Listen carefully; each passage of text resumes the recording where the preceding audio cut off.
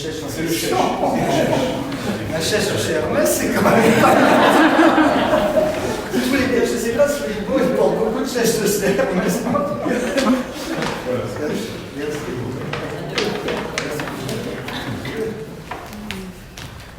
Merci beaucoup. Merci, Monsieur le Président du Sénat, cher Gérard. Alors, j'ai commencé mon ministère dans votre bureau de maire de Rambouillet. Et voilà, je n'ai pas dit que je terminais aujourd'hui parce que c'est une autre aventure, mais a priori, j'espère que c'est mon dernier poste. Donc, d'une certaine façon, je garde un excellent souvenir de ce début de ministère dans votre bureau à Rambouillet. Merci François pour tes mots. Merci, chers collègues, d'être là. Merci à l'administration pénitentiaire d'être là également. Je vais vous faire une petite prédication, mais quelque chose qui va être centré sur l'aumônerie et le sens de l'aumônerie des prisons.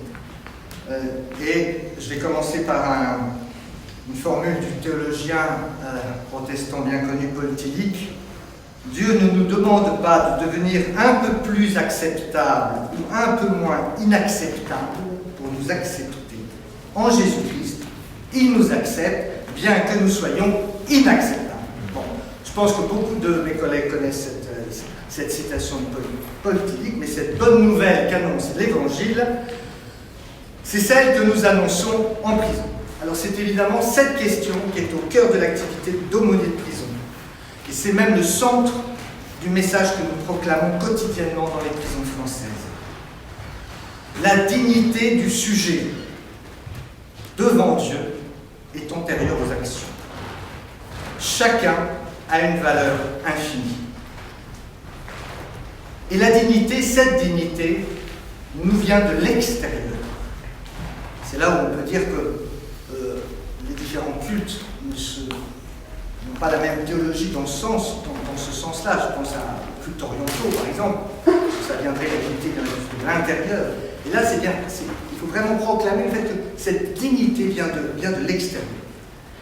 Indépendamment de notre valeur et par grâce. Ces pères, pardonne-leur, ils ne savent pas ce qu'ils font, prie le Christ devant les Romains, venant de le crucifier. Donc, une conception de la dignité basée sur la valeur de la personne ou de la qualité de sa vie pose évidemment beaucoup de problèmes. Cela en pose pour soi-même, cela en pose dans sa relation que l'on a avec les autres, et c'est une ultime injure qui est faite aux blessés de la vie, aux mal-nés, aux coupables, aux condamnés. Non seulement déjà ils ont des difficultés, mais en plus notre conception de la dignité peut risquer de les dévaloriser. La dignité ne peut être ni ne doit être jaugée. Et alors, le Christ nous dit, vous êtes la lumière du monde. Que nous ne voulions ou non, cela nous est donné. Vous êtes la lumière du monde. Jésus dit ensuite qu'il y a une chose qui peut empêcher cette lumière de rayonner, c'est de la mettre sous un boisseau. Et un boisseau, c'est une mesure de grain. Alors on peut lire de différentes façons, soit ça cache évidemment la lumière parce que c'est une mesure de grain, mais aussi parce que on essaye toujours de mesurer si une personne est plus ou moins lumineuse, plus ou moins digne, aussitôt tout devient sombre. Pourtant, la lumière brille toujours, malgré le boisseau. Et l'aumônier, j'aime bien cette image de l'aumônier de prison, qui est celui qui va ouvrir l'autre à la possibilité de soulever le boisseau. Ce n'est pas lui qui va soulever le boisseau. Nous n'en avons pas ce pouvoir, malheureusement peut-être, ou heureusement, je ne sais pas. Mais il va permettre à l'autre de soulever le boisseau, c'est-à-dire de soulever cette mesure qu'il enferme. Donc, l'aumônier est celui qui annonce la justice justifiante de Dieu. Et alors, l'aumônier de prison vit tous les jours ce qu'un philosophe, mais alors pour ceux qui me connaissent un peu, vous allez dire que bon, tant mieux qu'il s'en aille, parce que ce philosophe, on en a peut-être un peu marre de l'entendre chaque fois qu'il ouvre la bouche, il le cite, c'est Emmanuel Lévinas, philosophe juif que je dois en partie ma vocation de pasteur à Lévinas. Et donc il dit l'expérience du tu, Lévinas. Et Lévinas pense que l'expérience du tu est une expérience primordiale. Et il dira même antérieure au savoir, et alors antérieure même à la conscience. Alors là, bon, ça se discute. Mais en tout cas, antérieure au savoir. Et ça, c'est très très important. Alors est-il possible que l'aumônier soit dans la prison le représentant d'une transcendance qui nomme? Alors, je vais citer le film de Maurice Cloche de 1947 qui retrace la vie de Vincent de Paul, le premier aumônier réal, le premier aumônier général, on va dire, le premier aumônier institué comme tel. Et alors dans ce film, qui est un film qui a quand même beaucoup vieilli, hein, mais dans ce film, on voit Vincent de Paul, l'acteur, se penche sur les pauvres qui rament dans des galères et leur demande « Comment t'appelles-tu, toi ?» Et il dit « Christian ». Et Vincent de Paul lui dit « Eh bien, Christian, tu es unique et indispensable. » On voit dans le film le garde des urnes qui complètement qui ouvre les grands urnes. Mais comment il peut être unicisé ces gens? Comment peut-il les appeler par leur prénom? Voilà ce qui peut résumer la parole de l'aumônier. Bon, il y a plus de galère, hein, heureusement. Mais c'est le témoin d'une transcendance. Tu es unique et indispensable. Dans ta misère, ton incapacité, ta culpabilité. Nommé dans la Bible est donc un acte qui induit et suppose l'avènement d'un sujet inséparable de ce nom qu'il porte et qui le porte, participant donc à ses prérogatives et à sa destinée. Proposer Dieu en prison, proposer la possibilité de Dieu, c'est donc introduire, et ça je pense que c'est fondamental notre action en détention, c'est introduire une altérité qui peut devenir constitutif de l'identité. C'est la figure de l'autre, alors l'autre grand A évidemment et l'autre petit a. Ce n'est pas l'ennemi, ce n'est pas l'intrus. Faire comprendre que l'autre n'est pas l'agresseur, mais le fondateur. L'autre, comme l'ont montré Lévinas et Ricoeur, qui est justement celui qui, par son identité même, m'appelle, me convoque, et ainsi me fait sortir de l'enfermement sur moi-même. Oui, quand je vois ou perçois l'altérité de Dieu, cette altérité va être constitutive de mon identité. Nul ne se construit ni ne se comprend seul devant lui-même. Je pense que cette conviction, tous les aumôniers l'ont. On ne se construit pas seul devant soi-même, dans la solitude. On retrouve l'idée du nom et de la nomination.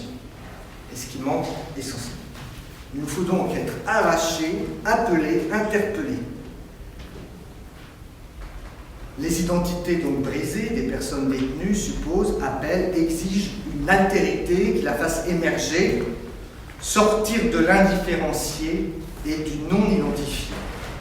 C'est la foi que les autres mettent en nous qui nous indique notre route, écrit François Mauriac dans un livre qui s'appelle Un adolescent d'autrefois. Il faut donc, au point où nous en sommes, distinguer altérité et aliénation. Les conséquences du crime ou du délit sont aliénantes. Elles désapproprient la personne. Et devant cette aliénation, le détenu devient étranger à lui-même.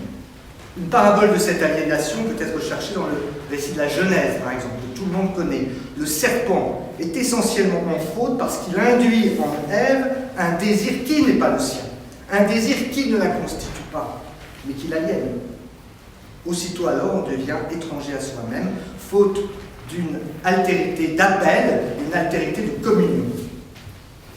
C'est cela la foi, reconnaître celui qui me nomme, m'identifie, m'annonce.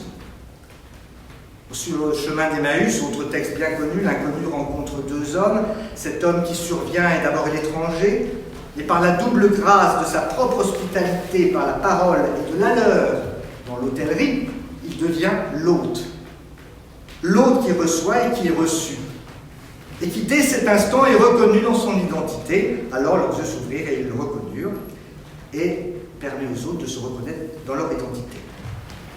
Notre cœur ne brûlait-il pas en nous tandis qu'il nous parle? Cet autre, donc, qui se fait hôte, est celui qui, en me recevant, me permet de me recevoir. Alors, quand l'autre porte le nom de Dieu, on pourrait dire qu'en l'hétéronomie, l'autre devient théonomie, Dieu qui nomme, la vérité est dans l'infini, Hegel disait la vérité du fini est dans l'infini. Et Lévinas écrit: c'est probablement la méconnaissance de l'originalité irréductible de l'altérité et de la transcendance, et une interprétation purement négative de la proximité éthique et de l'amour, et l'obstination de les dire en termes d'immanence, qui fait que l'idée de l'infini puisse être entendue comme le domaine de l'incertitude d'une humanité préoccupée d'elle-même et incapable d'embrasser l'infini. Cette citation est issue est prise dans Transcendance et intelligibilité, donc sur Lévinas qualifie cette incapacité d'embrasser l'infini comme l'incapacité d'être frappé par Dieu. L'homme se conquiert, ou peut se conquérir, au contact de l'absolu. C'est cela la conviction de tous les aumôniers qui poussent chaque jour les portes des prisons en France. Dans un monde comme celui de la prison, il y a certains aumôniers dans la salle, l'autre est un problème. Forcément, l'autre est un problème. Alors, l'autre proche, le voisin de cellule, le surveillant, etc., mais aussi la victime, la famille, etc., etc. L'autre, le proche. Donc, je viens d'essayer de le dire, la reconnaissance de l'altérité est une condition pour recevoir son identité. Combien elle est problématique dans le milieu carcéral? Parce que justement, il n'y a pas possibilité de cette altérité. Plus est élevé celui qui est mon autre, plus est grande l'altérité. Plus mon identité est, d'une certaine façon, confirmée. On peut dire autrement en disant, pour finalement annoncer Dieu derrière une grande altérité, Dieu c'est l'altérité, enfin c'est très loin comme altérité, c'est peut-être pouvoir à terme faire accepter l'autre petit a dans une altérité beaucoup plus proche. Et partir de très haut pour arriver au proche, à celui qui est à côté, au co-détenu, au surveillant. Donc l'objectif d'accompagner la peine dans la foi n'est pas, contrairement à ce que beaucoup pensent, de séparer l'intelligible du sensible et de transformer l'homme terrestre en homme céleste, dégagé de l'empire de la chair, mais de concilier le fini ou l'infini. Et ce dernier, l'infini, n'apparaît pas comme la perspective lointaine de l'au-delà, mais comme l'irruption d'une transcendance qui donne au fini, sa perspective ultime. Autrement dit, l'accompagnement de l'aumônier de prison permet de faire prendre conscience à l'homme qu'il est cet être singulier qui est toujours devant soi, en tâche de soi, qui sort du magma des choses en imposant son acte libre. Il existe, il se tient hors de lui-même. C'est tout l'enjeu du dialogue qu'ont les aumôniers avec les détenus, mais aussi, alors on va étendre avec mes autres collègues d'aumônerie, les malades, les souffrants, toutes sortes de maux sociaux, physiques. Tu n'es pas réduit au fini de ta condition. La foi pour l'homme, c'est donc la possibilité qui lui est donnée de faire la synthèse entre des éléments hétérogènes. Donc ça, c'est un autre philosophe que je connais quand même moins, mais mon collègue Fleming-Feiner connaissait très bien quand j'ai commencé à être pasteur à Versailles-Rambouillet. C'est Søren Kierkegaard qui dit que donc cette synthèse des éléments hétérogènes, c'est le fini et l'infini, le temporel et l'éternel, la liberté et la nécessité, l'absolu et le relatif, l'inconditionné et la condition. Donc tout ça, c'est une synthèse possible, et non pas une opposition. Comme si le religieux était là pour séparer les choses, au contraire, le religieux permet une synthèse. Voilà, j'en viens à ma conclusion. Je fais un vœu, peut-être une prière que j'adresse maintenant aux parlementaires. J'en profite, mais puissent-ils débattre sans émotion ni populisme de la question de la prison et être à l'initiative d'un grand débat national sur comment punir au XXIe siècle. La question de la punition est nécessaire, mais comment punir? La prison ne peut plus être l'unique peine de référence, comme l'exprime le chercheur qui n'a pas pu venir ce soir, mais avec qui on a côtoyé, on a cheminé ensemble, Pierre-Victor Tournier, qui disait il faudrait ne plus parler d'alternative à la prison en parlant des autres peines, mais parler de la prison comme une alternative aux autres peines. Alors quand on sera arrivé là, je ne dis pas qu'on aura gagné, le royaume des biais sera quand même, se sera rapproché. Donc c'est une mutation vraiment culturelle, philosophique, mais dont l'initiative doit être politique. Elle ne peut être ni associative, ni ecclésiale, ni la société civile. Enfin, elle doit être politique, cette initiative. Je remercie beaucoup l'administration pénitentiaire, les hommes et les femmes qui travaillent dans les prisons, des personnes remarquables dans un difficile rapport d'altérité, comme je le mentionnais plus haut. Là aussi, je fais un vœu, une prière, que l'administration continue à faire confiance aux aumôniers et aux aumôneries et qu'elle, surtout pas à la tentation de nous réduire à des prestataires de rites religieux, car on casserait tout la dynamique de l'aumônerie, qui est justement cette dynamique transcendante. Si on fait de nous des prestataires du rite, eh bien on cassera cette dynamique de rencontre. Je remercie évidemment la Fédération protestante de France, son conseil, de bâtir la maison commune de notre protestantisme pour que, malgré les dissensions, les tiraillements de notre famille, nous continuons à travailler ensemble. Et tout au long de ces 12 années, j'ai pu mesurer à quel point l'institution Fédération protestante était indispensable pour se reconnaître comme corps d'aumônier. Et ça, je pense que c'est grâce au travail de la Fédération pendant bien avant 12 ans, évidemment, mais en tout cas pendant ces 12 années, je l'ai pu le sentir et les aumôniers le sentent, ce rapport important qu'ils ont, même si la Fédération n'est pas une église, ils semblent quand même appartenir au corps d'aumônier de la Fédération. Évidemment, je remercie mes chers collègues de me supporter dans tous les sens du terme, mes collègues aumôniers, mes collègues de la Fédération, etc. Enfin, tous ceux avec qui j'ai passé tellement beaux moments. Évidemment, merci à Véronique, parce qu'elle est l'âme du service, elle est mon assistante encore pour quelques 10 jours, hein, plus beaucoup. Alors les aumôniers nationaux passent, mais Véronique reste, elle est passée, elle est présente, elle est le futur proche de l'aumônerie.